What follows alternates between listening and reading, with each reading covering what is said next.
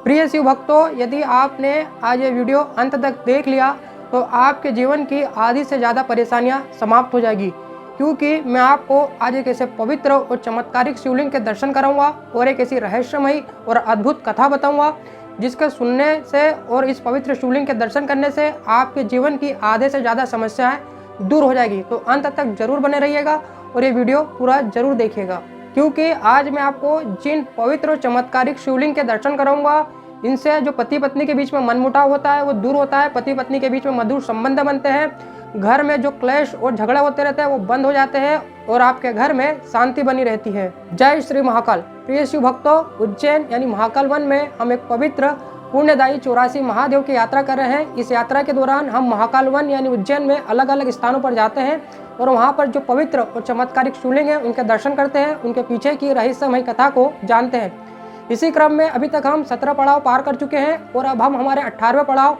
कलेश्वर महादेव मंदिर की ओर आगे बढ़ रहे हैं, जिनके आज हम दर्शन करेंगे। ये पवित्र और चमत्कारिक मंदिर उज्जैन महाकाल वन में गोपाल मंदिर के पास में मोदी की गली है, वहाँ पर अग्रवाल धर्मशाला के सामने ये प्रसिद्ध मंदिर स्थित है। जब भी आप उज्जैन आए तो आपसे निवेदन है कि आप इस मंदिर के दर्शन जरूर करिएगा। तो चलिए दोस्तों, चलते हैं इस पवित्र मंदिर में और दर्शन करते हैं इस पवित्र चमत्कारिक शिवलिंग के और जानते हैं इसके पीछे की रहस्यमयी अद्भुत कथा को। दोस्तों, पौराणिक कथाओं के अनुसार एक बार माँ सती मंडप में मृतिकाओं के साथ बैठी हुई थी और इनमें वो कृष्ण रंग यानी काले रंग की दिखाई दे रही थी। तब भगवान भोले भंडारी महादेव मजाक में माता पार्वती को कहते हैं कि हे काली, आप वहाँ बैठी हो, आप मेरे पास आकर बैठिए और आप मेरी शोभा बढ़ाइए। तुम मेरे शरीर के पास बैठने से बिजली की तरह शोभायमान होगी, क्योंकि मैंने सफ़ेद सर्पों की वस्त्र पहन रखे हैं, माला पहन रखी है और मैंने सफ़ेद चंदन अपने शरीर पर लगा रखा है। इस प्रकार से मेरा जो शरीर है वो बिल्कुल सफ़ेद गौर वर्ण का है। तुम मेरे पास आके बैठोगी तो बिल्कुल ऐसे लगेगी जैसे कि सफ़ेद चंदन के वृक्ष पर कोई काली नागिन लिपटी हुई हो। तुम रात्रि के समान काली हो, अगर मेरे पास आकर बैठोगी तो मुझे किसी की नज़र नहीं लगेगी।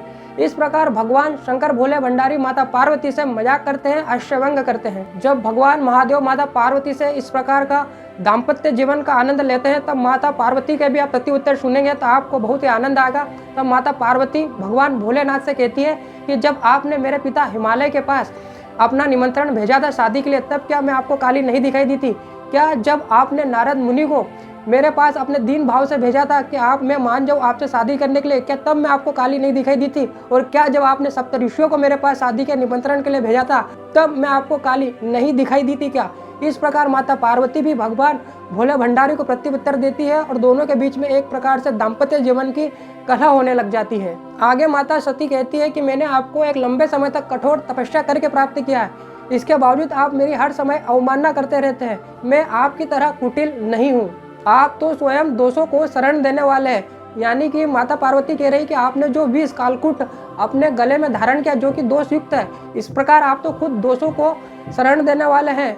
आपने दक्ष के यज्ञ में कुश का दांत उखाड़ दिया था, मैंने तो किसी का दांत नहीं उखाड़ा और आप मुझे दोषी कहते हैं, आप मुझे काली कहते हैं, जबकि आप स्वयं महाकाल है।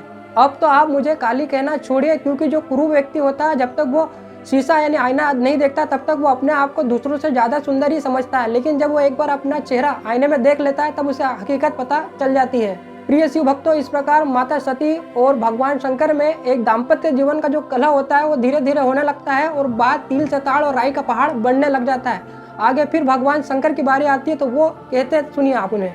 भगवान शंकर माता सती से कहते हैं कि हे सती, तुम हिमालय की पुत्री हो। हिमालय यानी कि पर्वत, यानी कि पर्वत कठोर होता है, जिसके कारण तुम्हारे भी पूरे शरीर में कठोरता आ गई है, तुम्हारा दिल जो हृदय है वो भी कठोर हो गया और इस प्रकार की आप कुटिल और कठोर बातें मुझसे कह रही हो। अब इसके जवाब में फिर माता पार्वती के प्रति उत्तर सुनिए आप। तो माता सती भगवान शंकर से कहती है कि मेरे पिता के कारण नहीं, या आपके साथ रहने से मेरा इस प्रकार का व्यवहार हो गया, क्योंकि संगति का असर जरूर पड़ता है और आप कठोर है इसलिए मैं भी कठोर हो गई हूँ।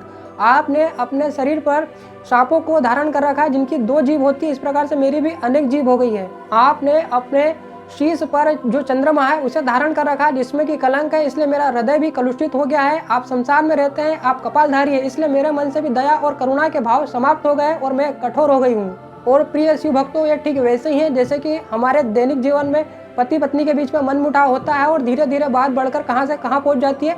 और भगवान शंकर और माता सती के दाम्पत्य जीवन में जो इस प्रकार से छोटी सी बात से कलह चालू हुई थी वो एक बड़ा रूप धारण कर लेती है, जिसके कारण पूरे प्रकृति में उथल पुथल मच जाती है। परिणाम स्वरूप देवता, राक्षस, यक्ष, गंधर्व आदि सब भयभीत हो जाते हैं और पृथ्वी में हाहाकार मच जाता है। जब कोलाहल और बढ़ता है तो इस कोलाहल से एक दिव्य चमत्कारिक शिवलिंग उत्पन्न होते हैं और उस शिवलिंग से एक वाणी प्रसारित होती है कि जो भी इस पवित्र शिवलिंग के दर्शन पूजन करेगा उसके जीवन से कलह समाप्त हो जाएगा। और इसी वाणी को सुनकर जब देवता इस पवित्र शिवलिंग का विधिवत दर्शन पूजन और अभिषेक करते हैं, माता सती जो होती है उनका क्रोध समाप्त होता है और एक बार फिर से पूरे धरती पर, पूरे संसार में शांति स्थापित होती है।